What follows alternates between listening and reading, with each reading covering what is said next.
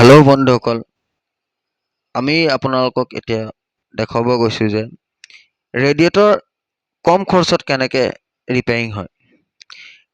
এইটো ৰেডিয়েটৰ হ'ল 2 wheeler য়াম্মা MT-15ৰ radiator.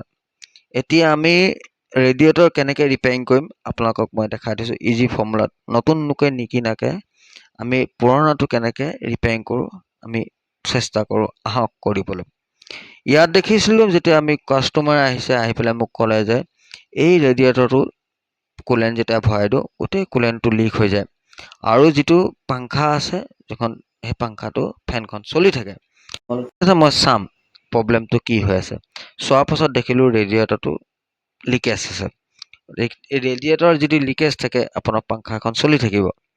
তাৰ পাছত মই খুলি পেলাই চাইছোঁ অকণমানি ফুটা দুটা, যিটো ফুটাত মানে আপোনাৰ যিটো পাংখা আছে পাংখাখনে মানে ঘূৰি ৰেডিয়েটৰ তাল আছিলে, তাল থকাৰ কাৰণে ঘূৰি ছাইডটো খাই পেলালে। এতিয়া আমি কমপ্লিট পাংখা এখন লগাই পেলাই ৰেডিয়েটৰৰ তাল মাৰি পেলাই আমি ফিটিং কৰি দিলোঁ চক।